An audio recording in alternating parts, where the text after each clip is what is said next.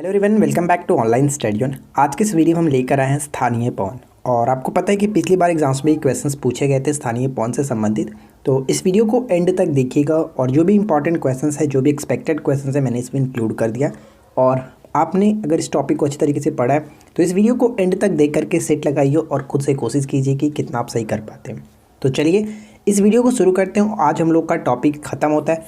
जो मैंने आपको 10 टॉपिक दिया था ये मैंने कंप्लीट करा और आपको नेक्स्ट जो वीडियो आएगी उसमें टॉपिक बताया जाएगा कि आपको कौन से टॉपिक के आगे पढ़ना है। तो चलिए इस वीडियो को हम शुरू करते हैं। फर्स्ट क्वेश्चन बनता है कि पूरे वर्ष एक ही दिशा में प्रवाहित होने वाली पवन क्या कहलाती है।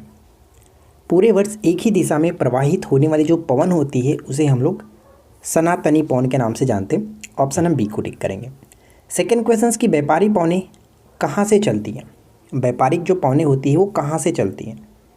तो ध्यान रखिएगा, व्यापारिक पवनें उपोष्ण उच्च दाब क्षेत्र से विषुवत रेखा की ओर चलता है। यानी यहाँ पे हमारा सही आंसर बनेगा ऑप्शन सी, उपोष्ण उच्च दाब से विषुवत रेखा की ओर। सी विल बी राइट आंसर।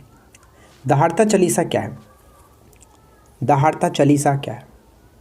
तो ध्यान रखिएगा, दहाड़ता चालीसा एक प्रकार की पछुआ पवन के अंतर्गत आता है और ये दक्षिणी गोलार्ध में 40 डिग्री अक्षांश के पास चलने वाली जो तेज हवा होती है उसको दहाड़ता चालीसा कहा जाता है। ठीक है, आगे बढ़ते हैं। नेक्स्ट वन क्या है। आल्प्स पर्वत के उत्तरी भाग में बहने वाली उष्ण शुष्क स्थानीय हवाओं को क्या कहते हैं। यहाँ पे हमारा राइट आंसर क्या बनेगा, ऑप्शन बी, फान। ठीक है, फान यहाँ पे करेक्ट होगा। अब छोटा सा पॉइंट मैं आपको बताता हूँ, ध्यान रखिएगा। देखिए, जब मैंने आपको ये 10 टॉपिक दिया था इसमें यहाँ हमारा आखिरी जो टॉपिक था स्थानीय पवन और साथ ही साथ महासागरीय जलधारा। तो महासागरीय जलधारा पर मैंने एक अलग से वीडियो ऑलरेडी बना रखा है। फिर से वीडियो बनाने का कोई मकसद नहीं बनता है। तो आप लोग हमारे उस वीडियो को देख लीजिएगा महासागरीय जलधारा से, जिसमें मैंने आपको मैप के थ्रू अच्छे तरीके से समझाया। अगर आप उस वीडियो को देख लेते तो महासागरीय जलधारा से संबंधित कोई भी क्वेश्चंस आप छोड़ेंगे नहीं। डेफिनेटली फ्रेंड्स काफ़ी हेल्पफुल होगा, तो आप उस वीडियो को ज़रूर देखें। मैं कोशिश करूँगा इस वीडियो के नीचे डिस्क्रिप्शन में लिंक देने की, या फिर आप हमारे चैनल पर सर्च करके भी उस वीडियो को देख सकते हैं। तो आई होप कि आपको वो वीडियो ज़रूर हेल्प करेगा। तो चलिए फिलहाल बढ़ते हैं हम लोग नेक्स्ट क्वेश्चन की तरफ। और अगला प्रश्न ये बनता है, अर्जेंटीना के पंपास क्षेत्र में उरुग्वे की ओर प्रचंड वेग से चलने वाली ठंडी हवाओं को क्या कहा जाता है। इसे हम लोग पैम्पीरा के नाम से जानते हैं। पैम्पीरो कहीं लिखता है, कहीं पैम्पीरा लिखता है। तो यहाँ पे राइट आंसर बनेगा ऑप्शन बी। अगला प्रश्न बनता है, न्यूजीलैंड में उच्च पर्वतीय क्षेत्रों से उतरने वाली गर्म शुष्क एवं धूल भरी स्थानीय हवा निम्न में से किस नाम से जानी जाती है। न्यूजीलैंड में, तो न्यूजीलैंड में इसको हम लोग नॉर्वेस्टर के नाम से जानते हैं। ऑप्शन बी बिल्कुल सही आंसर होगा। यूएसए के पश्चिमी तट से प्रारंभ होकर रॉकी पर्वत को पार करके उसके नीचे उतरने वाली गर्म एवं शुष्क हवा किस नाम से जानी जाती है। ये मोस्ट इंपॉर्टेंट क्वेश्चन से अक्सर यहाँ से क्वेश्चन पूछे जाते हैं। तो ध्यान रखिएगा, यहाँ पे राइट आंसर हमारा बनेगा ऑप्शन सी, चिनूक कहता है। ठीक है, चिनूक राइट आंसर होगा ऑप्शन सी। नेक्स्ट वन, निम्नलिखित में से कौन सी वायु स्विट्जरलैंड में उत्तरी आल्प्स के विमुख ढाल पर बहती है। स्विट्जरलैंड में उत्तरी आल्प्स के विमुख ढाल पर बहती है। फॉन यहाँ पे राइट आंसर है। ऑप्शन ए को टिक करेंगे, फॉन। नेक्स्ट वन, निम्नलिखित में से कौन सा युग्म सुमेलित नहीं है। निम्नलिखित में से कौन सा युग्म सुमेलित नहीं है। तो ऑप्शन बी को टिक करेंगे, बोरा, जो कि पोलैंड गलत है, क्योंकि बोरा का संबंध एड्रियाटिक तट के साथ होगा। तो ये पोलैंड बिल्कुल गलत है। जबकि फो आल्प्स पर्वत, मिस्ट्रल, देखिए यहाँ पे जो राइन घाटी लिखा गया एक्चुअली में ये होता है रोन घाटी। ठीक है, रोन घाटी फ्रांस में स्थित है। इसको जो कि जाड़े में चलने वाली एक ठंडी हवा है, तो ये ध्यान रखिएगा मिस्ट्रल। और खमसीन तो आपको पता ही है, मिस्र के साथ यहाँ पे मैच होगा, और क्योंकि पिछली बार ये क्वेश्चंस पूछा गया तो इसे आपको याद रखना है।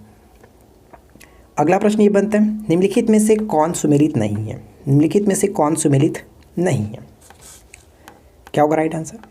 तो यहाँ पे ध्यान दीजिएगा, कौन सुमेलित नहीं है, तो ऑप्शन हम बी को टिक करेंगे, क्योंकि अभी जस्ट हम लोगों ने देखा था चिनूक का संबंध हो जाता है यूएसए से। ठीक है, यूएसए यहाँ पे, जो कि ऑप्शन हम बी को टिक करेंगे, ये गलत है।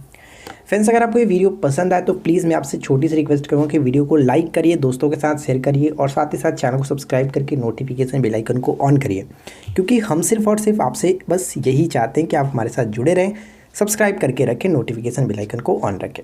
निम्नलिखित में से कौन सी स्थानीय पवन इटली में रक्त की वर्षा लाती है। कौन से स्थानीय पवन इटली में रक्त की वर्षा लाती है। रक्त की वर्षा के नाम से इसको जाना जाता है। ऑप्शन सी, सिराको। ठीक है, सिराको, ऑप्शन सी को टिक करेंगे।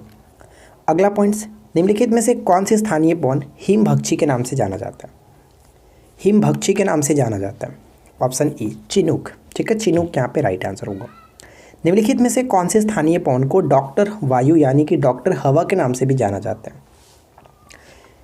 क्या बनेगा राइट आंसर?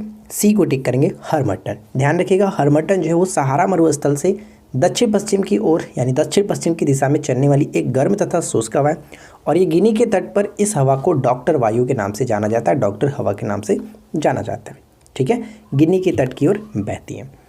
अगला क्वेश्चन, निम्नलिखित में से कौन सी स्थानीय पवन अफ्रीका में गिनी तट के लोगों को आर्द्र मौसम से राहत प्रदान करती है? जस्ट मैंने आपको बताया, जिसको डॉक्टर हवा के नाम से जाना जाता है। राइट आंसर हो जाएगा ऑप्शन बी, हरमट्टन। ठीक है, हरमट्टन ऑप्शन बी।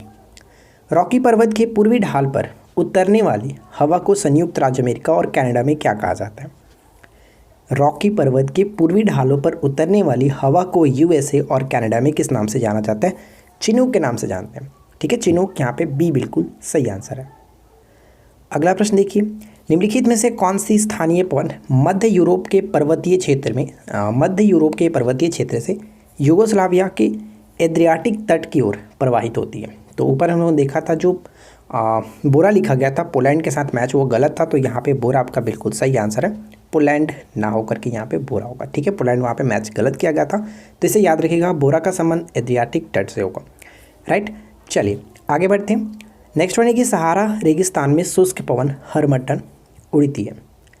सहारा रेगिस्तान में जो शुष्क पवन हरमट्टन वो किस तरह से उड़ती है, किस दिशा में उड़ती है?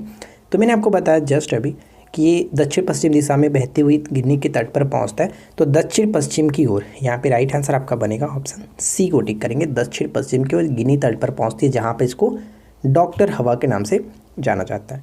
डोलड्रम क्या है? डोलड्रम क्या है?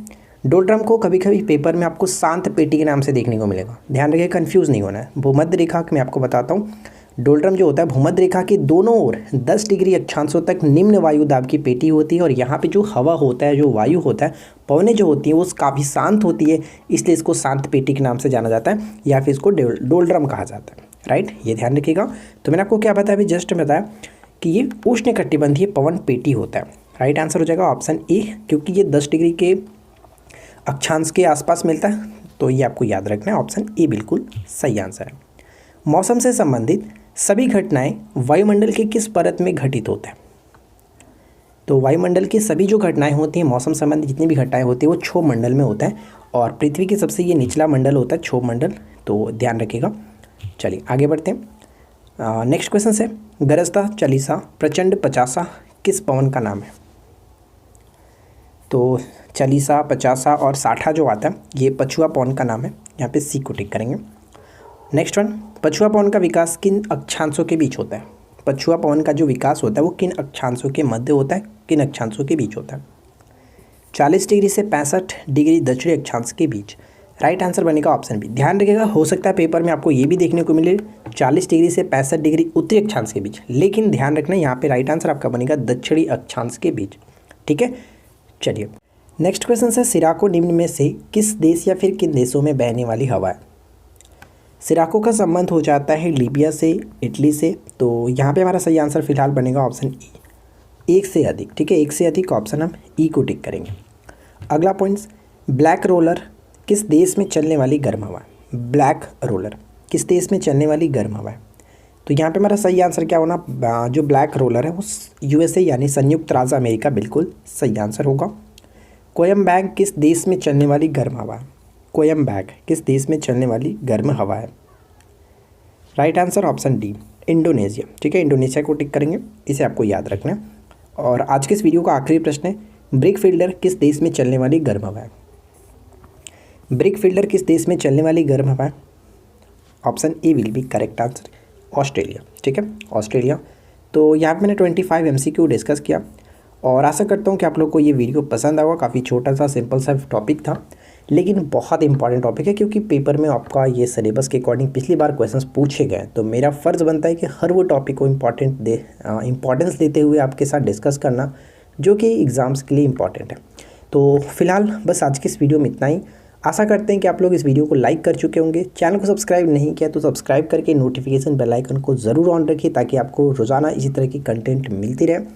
तो चलिए बस आज की इस वीडियो में इतना ही। और हाँ, आप लोग डिस्क्रिप्शन में जो मैंने वीडियो बताया था महासागरीय जलधारा को, आप उसे ज़रूर देख लें, क्योंकि वो भी अपने आप में एक बहुत इंपॉर्टेंट टॉपिक माना जाता है। तो चलिए बस आज की इस वीडियो में इतना ही, मिलते हैं नेक्स्ट क्लास में। Thanks for watching, keep keep learning, have a good day.